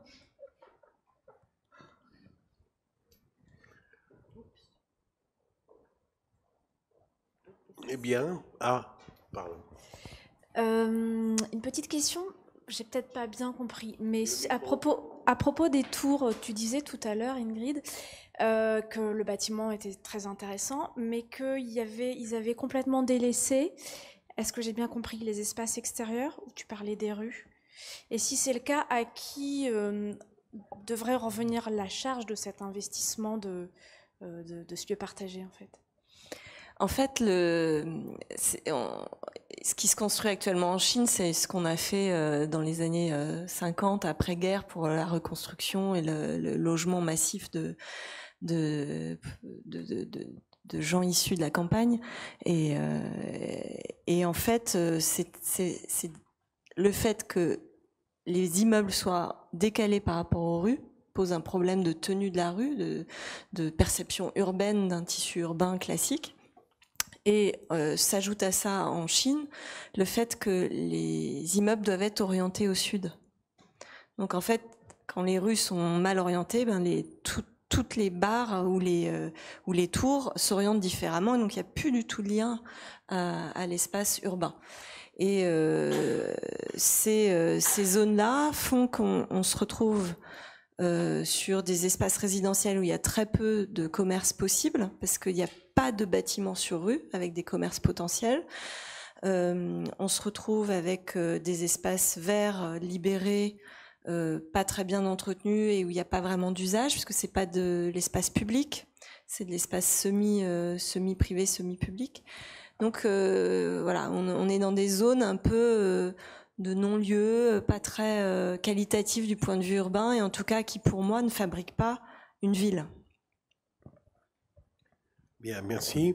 Avant de nous séparer, il reste à remercier les différents protagonistes et les différents intervenants, et également à vous remercier d'avoir assisté avec patience et intérêt, j'espère, à nos débats et discussions.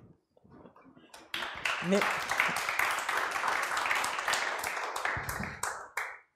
Et le prochain rendez-vous Chine, fin janvier, nous allons continuer sur ces transformations sociales auxquelles s'ajouteront les questions de la mobilité de la société. Et merci à Françoise Jed qui organise ces rencontres.